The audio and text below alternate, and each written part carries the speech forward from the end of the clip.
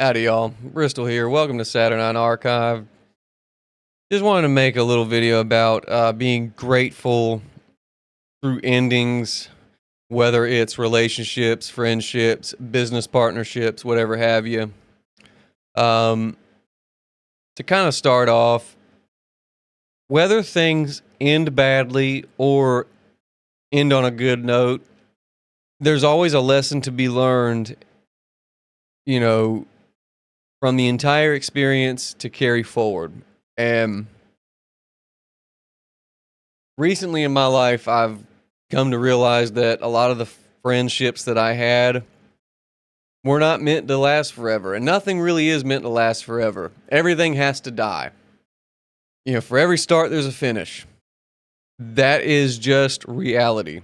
That is the duality of reality. And with that being said, having that understanding of,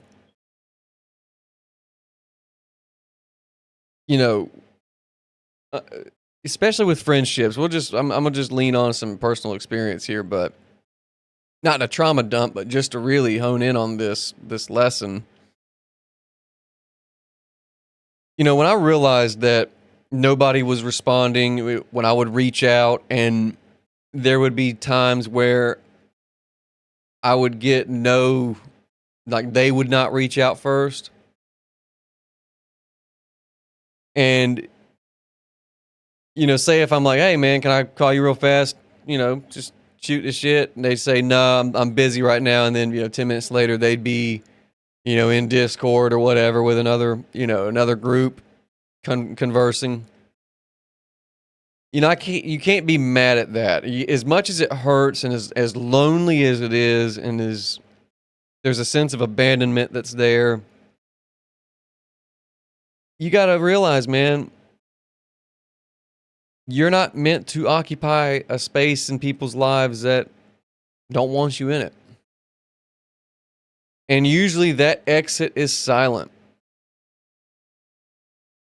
And it's not harsh. It's not well, fuck you. It's not, it's nothing like that. It's just, you're standing on the shore watching the ships sail beyond the horizon. And that just is. And when it does hurt, man, you got to acknowledge, because you will grieve. And the grief doesn't go away. You'll find yourself 20 years later wondering what they're doing, what they're up to, and just hoping that everything's all right with them. And that's all you can do, because it goes both ways. With relationships and such, I've seen where, I come from a single parent household, but, a lot of endings and drama in relationships happen because of unrealistic expectations. And I guess a lot of pain that resonates from the endings is from unrealistic expectations, which is what it is. And so having that expectation of, well, this could end at any point, emotionally wearing that armor, better preparing yourself for things to end and for things to just go haywire, it helps you handle endings and transitions a lot better.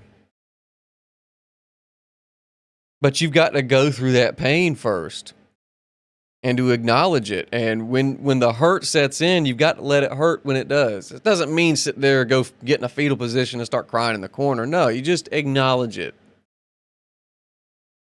Kind of slow down, acknowledge it, and let it pass.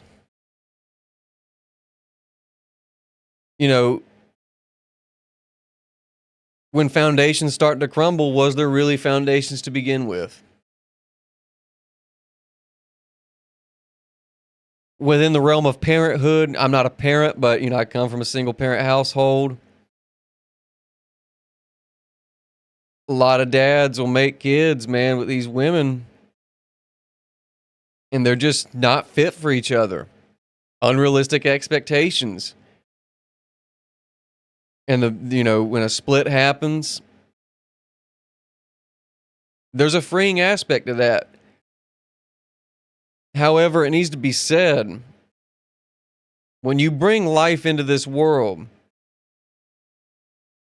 and there's a rift and a split that happens, there's a lot of weight that gets put on that child's shoulders. And there's a lot of projection that is then misguided towards that child. And there's a lot of pain that they will feel. And that is a damning reality. And that's why you've got to be careful, who you get your rocks off with and what you do. You've got to, not be thinking with your dick as a man. I'm speaking only for men here. Because women will project the image of the man that left them onto that child. And that is a very painful thing for that child to deal with. And then they have to live up to expectations where the goalposts are constantly moved, and really they lose themselves. And then that child grows up and they don't know who they are, truly. And that is a very painful thing for somebody to experience. Hell, I experienced it. And getting and letting go and shedding that skin of other people's expectations and the idealism. I have a problem with idealism right now, and I'm fixing it. But the idealism and, again, that constant moving of the goalpost where it's like, well, you ain't shit, and that shaming, and it's so much weight. And not only that, but I really feel for kids that go through that, man, because I know exactly what it's like, and I know how it is, and I feel for men that go through it. And I to kind of hone in on this, men who have to leave relationships like that where they have kids, and there's a self-preservation there that needs to be acknowledged. And a kid can half blame those that disappoint them or abandon them, and then another part of it is like you can't blame them for for leaving. And there's that acceptance and that lesson of, well, I mean, I was just a product of two people who weren't aligned with each other, and now I have to figure out my own alignment and have my own expectations for myself. And that's where I guess a point of self-love really starts. I hate to sound so evil. Excuse me 1 second. My coffee just got made. I am not going to let it cool down. A lot of parents put really unrealistic expectations onto their children. And the constant shaming of the kid to not, that can't meet those expectations. It's like, man, the kid's got to fail. The kid has to find themselves. And they can't find themselves if they're living through your lens or through the parent's lens. I think a lot of generations, since boomers have experienced this, even with Gen X, man, like Gen X has placed a lot of expectations on their kids that's unrealistic. And the grim reality that awaits a lot of parents that do this to their children is they're going to be abandoned when they're old, and they're going to be alone, potentially in a hospice bed without their children around them. That is a grim, dark, cold reality. And if the person chooses self-love to really fix themselves and to not be narcissistic, because it's not coming from a place of narcissism, it's coming from a place of, well, I have to create space, because I evidently cannot fulfill your ideals for your space, when I'm within it. So, got to move on. Got to keep it moving. And That goes for relationships, friendships, parenthood, anything. But just remember, you bring a kid into this world and you're unaligned with your partner, and I mean, there's a lot of pain and weight put on that kid's shoulders that is so undeserving. And this is why I think a lot of people are reluctant to have children now. You know, society has been made to be crazy. And that unacknowledged allowance, you know, that kicking the can down the road, it's just creating more problems for future generations. And I want to just touch on a brief relationship thing here. I know I've kind of ranted a little bit, but you know, I was with a woman back when I was simping and thinking with my dick, you know, because simps think with their dicks, let's be real.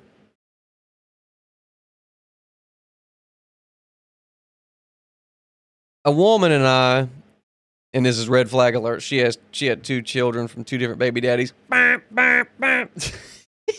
But she and I agreed to a no strings attached relationship so we could, you know, get our rocks off and spend time with each other and basically be friends with benefits. But it was just, you know, quantumly speaking, a man is supposed to be the straightforward, you know, Mars line of action, and the woman is a sine wave, quantumly speaking. This is just reality. Not bashing anybody, just reality. And when the man starts doing that sine wave, and the woman's, you know, and we're both doing this kind of just this dance where it's just constant disagreement and we're not aligned, they're going to have problems. And so eventually both of us started catching feelings, and we weren't in a position to where we could provide us, you know, stability. And so with that being said, we broke everything off. It was very painful. Broke everything off because it was just a really bad breakup. And a couple years later, she reaches out. And the reason why she was reaching out is a bullshit reason. I'm not going to get into detail, but since she and I had broke things off, a few days after we broke things off, she then got with this other guy that she's been with since then. This was, you know, late 2018. She'd been with him since then. She got back in contact with me early 2024. Been with this other guy, had another kid. Whoo, dodged a bullet there, didn't I? Had had another kid with this guy, and he's, you know, I reckon he's former military, has a house. Her kids are fed. She's fed. She's got the house. She's got her dream truck and all this shit. And now she was reaching out to me over a bullshit reason. And really, when women start to really reach back to a previous man that they had been with, they're just testing the waters. They're seeing if they have grips on you still. And that's reality. And also, I mean, who knows? Like, that's the thing. Women are they're so sneaky and conniving. Men can be the same way, but she didn't tell me why she was, you know, and I was entertaining the phone call. I was like, let me see if she actually really does say what she wants. She never did, but I figured she was probably wanting to hook up. I don't know. She's probably wanting to hook up, you know, whether he ain't hitting it right, again, I don't know. And I just told her, I said, baby, let me tell you something real correct here. I don't know what you're after contacting me after all this time and wanting to stay on the phone and say and just, I mean, was she lonely? Maybe. Is he not fulfilling the desire that she has? Maybe. Again, I don't know. Again, that goalpost keeps getting moved. But I said, he gave you everything that I couldn't. You got the house. You got your dream fucking monster truck that you wanted. You got another kid. All your other kids are taken care of, fed, clothed, have a house, in school, playing sports, doing all that jazz. I was like, he's better than me. He gave you everything I couldn't. So why are you reaching out? Haven't heard from her since. And I've been grateful for the ending because I've learned. I'm not going to be a catalyst, to be a homewrecker. And not only that, I'm not entertaining something that is long dead and should be kept that way. The book is closed for a reason. And that's what really matters, is staying and having that mental fortitude of knowing whether it's good or bad, I'm glad it happened because I've learned.